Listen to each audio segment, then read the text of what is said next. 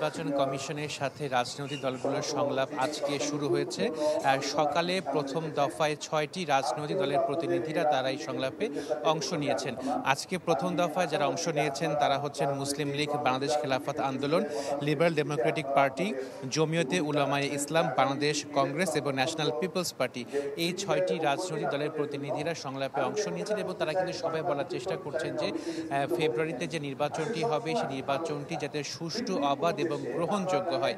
একই সাথে তারা বলছেন যে ভোটটি যাতে পরিচ্ছন্ন হয় এবং ভোটাররা যাতে নির্ভয়ে কেন্দ্রে গিয়ে নিজের ভোটাধিকারটি প্রয়োগ করতে পারেন। আরেকটি কথা বলা হচ্ছে দলগুলোর পক্ষ থেকে যে নির্বাচনের যে পরিবেশ, সেই পরিবেশটি এখনও তৈরি হয়নি বলে দলগুলোর পক্ষ থেকে দাবি করা হচ্ছে এবং তারা বলার চেষ্টা করছেন যে ভোটের পরিবেশ তৈরি হওয়ার আগে যাতে কোনো রকমের ভোট তৈরি করা না হয়। ডিজাইন, এলিগেন্স, বিউটি, সেরা পণ্য সবার জন্য জেভিকো।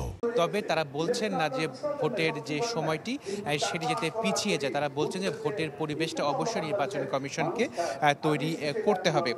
আরেকটি বিষয় আপনাকে জানিয়ে রাখি যে দুপুর ২টার সময় আরও ৬টি রাজনৈতিক দলের সাথে আলোচনায় বসবে নির্বাচন কমিশন এবং আজকে এই সংলাপ শুরু হওয়ার আগে প্রধান নির্বাচন কমিশনার তিনি বলেছেন যে তারা জাতির কাছে প্রতিশ্রুতিবদ্ধ একটি অবাধ, সুষ্ঠু এবং গ্রহণযোগ্য নির্বাচন করার জন্য। আরেকটি বিষয়, এর মধ্যে ঢাকা সহ বিভিন্ন শহরে যে সম্ভাব্য প্রার্থীদের পোস্টার ছেয়ে গেছে, সে পোস্টার যাতে সরিয়ে ফেলা হয় সেরকম একটি আবেদন করা হয়েছে প্রধান নির্বাচন কমিশনারের পক্ষ থেকে। ফারুক। প্রিন্স, আপনাকে অসংখ্য ধন্যবাদ। দর্শক, রাজনৈতিক দলের সঙ্গে এই সংলাপের বিষয়ে জানাচ্ছিলেন আমাদের সহকর্মী আশিকিন প্রিন্স।